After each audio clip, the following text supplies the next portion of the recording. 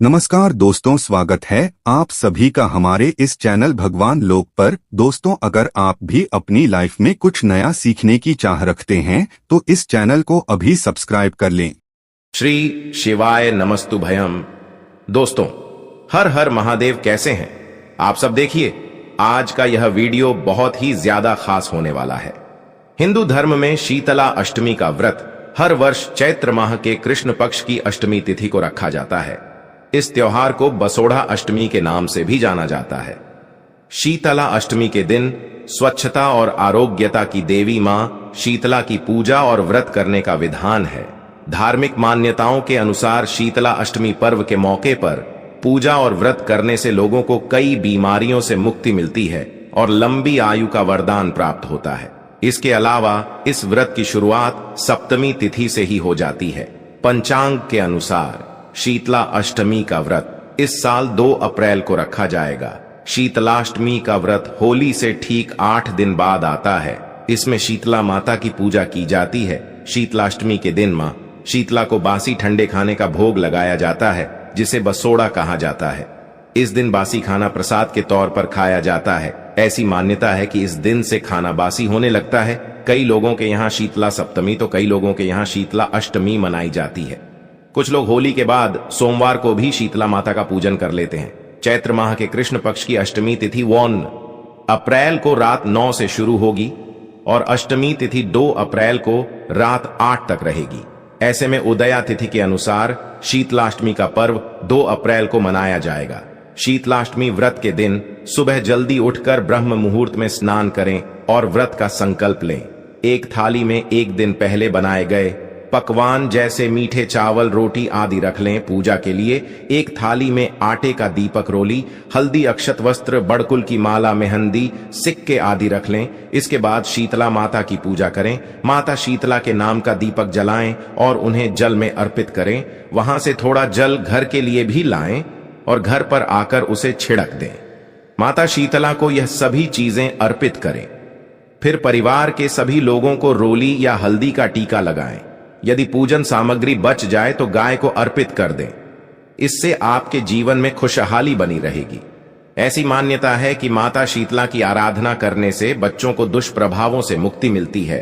माता शीतला की आराधना से व्यक्ति को बीमारियों से मुक्ति मिलती है। इस दिन शीतला माता को बासी भोजन का भोग लगाने की परंपरा है। शीतलाष्टमी के दिन ताजा भोजन नहीं पकाया जाता है। एक दिन पहले ही मीठे चावल, राबड़ी, पुए, हलवा, रोटी आदि पकवान तैयार किए जाते हैं, जिनका भोग अगले दिन यानी शीतला अष्टमी के दिन देवी को चढ़ाया जाता है, जिसका अपना अलग महत्व होता है। शीतला माता की कृपा से आपके परिवार में संतान की लंबी आयु के लिए आप कामना कर सकते हैं। देखो, आज के इस पूरे वीडियो में हम 3 महा उपाय के बारे में बात करेंगे। ये तीनों महा उपाय पूज्य गुरुदेव की ही कथा सुनकर के समझ करके समझाने का प्रयास कर रहा हूं। लेकिन उससे पहले आप सभी से रिक्वेस्ट करता हूं, चैनल पर अगर आप पहली बार आए हो तो चैनल को जरूर सब्सक्राइब करना और कमेंट में जय शीतला माता जरूर लिखना। देखो, सबसे पहला उपाय है पप्पल। आज के दिन आपको नीम के पेड़ के वहां पर, नीम का पेड़ भी कौन सा होगा? कड़वा नीम का पेड़, ठीक है। जब आप शीतला माता को देखते हैं तो वो एक हाथ में नीम के पत्ते लिए हुए हैं। नीम के पत्ते ही आपके सारी बीमारियों को दूर करने वाला है। आज के दिन आप क्या करोगे? तांबे का पात्र लेना, उसके अंदर जल भरना, ठंडा जल, ठीक है, क्योंकि आज के दिन शीतला माता को ठंडी चीजें ही आप अर्पित कर सकते हैं। तो आप क्या करोगे? तांबे के पात्र के अंदर या कोई भी स्टील के पात्र के अंदर जल लेना, थोड़ा सा गुड़ लेना, आप साथ में अक्षत के दाने यानी कि चावल के दाने आप लेंगे, ठीक है। साथ में आप वह साबुत धनिया जो आता है ना, वो आपको लेना है। थोड़ा सा आप सिंदूर लेंगे, एक चुटकी हल्दी लेंगे।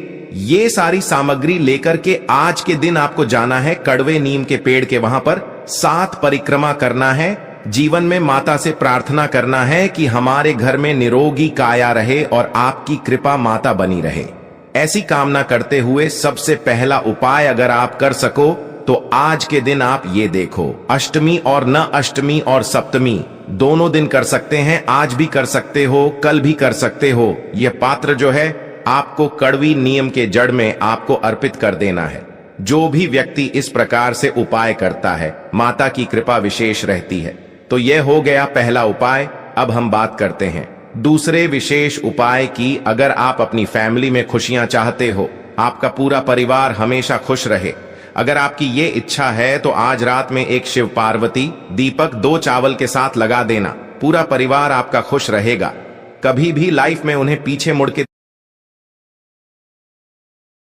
देखने की जरूरत नहीं पड़ेगी, जो कि पूज्य गुरु जी की कथा से सुन के बहुत अच्छे से आपको समझाऊं। तो वीडियो को पूरा देखिएगा ताकि चीजें आपको बहुत ही आसानी से समझ में आ। ठीक है, वीडियो को शेयर करिएगा ज्यादा से ज्यादा और सभी लोग वीडियो को पूरा देखा करिए। ठीक है ना, चलो समझते हैं। स्क्रीन पे सबसे पहले आपको चावल के दाने दिख रहे होंगे। आपको 2 चावल के दाने लेने होंगे। कितने? सिर्फ और सिर्फ 2 चावल के दाने लेना। साथ ही साथ एक आपको दिया लेना है, यानी कि दीपक लेना है। अब ये जो दीपक लोगे ना, वो आपको घी का दिया लेना है, और वो भी लंबी बत्ती का दिया लेना। गोल बत्ती का दिया या नहीं, लंबी बत्ती का दिया लेना। अभी जलाना नहीं है। 2 चावल के दानों को लेंगे और इस दीपक को लेंगे और पहुंच जाएंगे महादेव के शिवलिंग के पास में। मन है, मंदिर में करो मन है। जहां पे भी आप अपने अपने घर में शिवलिंग विराजमान कर रखा है, वहां पे भी कर सकते हैं। ठीक है, समझने की कोशिश करिएगा। शाम का टाइम हो, प्रदोष काल का समय हो, वहां पे जाएंगे और उस दीपक को भोले शंकर के शिवलिंग के पास में रखेंगे, लंबी बत्ती का दिया। अब कहोगे भैया देवताओं के सामने तो गोल बत्ती लगता है, आप लंबी बत्ती क्यों बता रहे हो? तो सुनो, यह उपाय हम किसके लिए कर रहे हैं? अपने परिवार की तरक्की के लिए। चाहे धन संपदा को लेके हो, आयु को लेके हो, या फिर किसी भी चीज को लेके हो। तो जब किसी भी चीज में इंक्रीमेंट करना होता है, बढ़ोतरी करनी होती है, तो लंबी बत्ती का दिया। और यह लंबी बत्ती का दिया आपको किसके नाम का लगाना है? भगवान कुबेर के नाम का लगाओगे। किसके नाम का? भगवान कुबेर के नाम का लंबी बत्ती का दिया घी का भोले शंकर के शिवलिंग के पास लगाएंगे। अब बात आती है भैया, जो आपने 2 चावल के दाने दिखाए हैं, उन दोनों चावल के दानों को क्या करेंगे? इसी जलते हुए दीपक में अपने पूरे परिवार का नाम और गोत्र बोल करके इन्हीं दोनों चावल के दानों को एक एक करके डाल देना, और कुछ भी करने की जरूरत नहीं है। जब तक यह दीपक जल रहा है, महादेव के पास में बैठ करके श्री शिवाय नमस्तुभ्यम का जप कर लेना। जितने देर यह दीपक जलता हो, आप यकीन मानिए कर लीजिएगा, आपकी फैमिली, आपका पूरा परिवार हमेशा खुश रहेगा। जीवन में पीछे पलटने की भी जरूरत नहीं पड़ेगी और आपकी फैमिली हमेशा खुश जरूर रहेगी। ठीक है, तो यहां पे 2 उपाय की हमने बात कर ली है। आगे बढ़ते हैं इस वीडियो के। हम लोग अपने तीसरे उपाय की तरफ, जो कि बहुत ज्यादा आसान और बहुत ज्यादा अच्छा सा उपाय है। यह उपाय होगा कि अगर आप किसी से परेशान बहुत ज्यादा हो और उस इंसान से आपको छुटकारा चाहिए, जैसे मान लेते हैं कोई इंसान कर्ज की समस्या से डूबा हुआ है, कोई इंसान पैसे वापस नहीं कर रहा, या फिर आप किसी का पैसा बाकी हो, वापस नहीं कर रहे हो, या फिर कोई ऐसा इंसान है जो आपको ब्लैकमेल कर रहा है, बहुत परेशान कर रहा है, आपको और डरा रहा है, धमका रहा है, आप उससे डरते बहुत हो, तो उससे छुटकारा पाने के लिए इस उपाय को करेंगे। ठीक है, देखो स्क्रीन पे आपको दिख रहा होगा, सिंदूर दिख रहा है, तो आपको इसी तरीके से लेना होगा। 1 चुटकी सिंदूर लेना, हल्का सा पानी डाल के इसका पेस्ट बनाओगे। ठीक है, सिंदूर का पेस्ट बनाएंगे। साथ ही साथ आपको एक बेलपत्राम, एक आपको पीपल का पत्ता भी लेना होगा, कहीं से भी, चाहे नीचे गिरा हो या फिर पीपल के पेड़ से तोड़ भी सकते हो।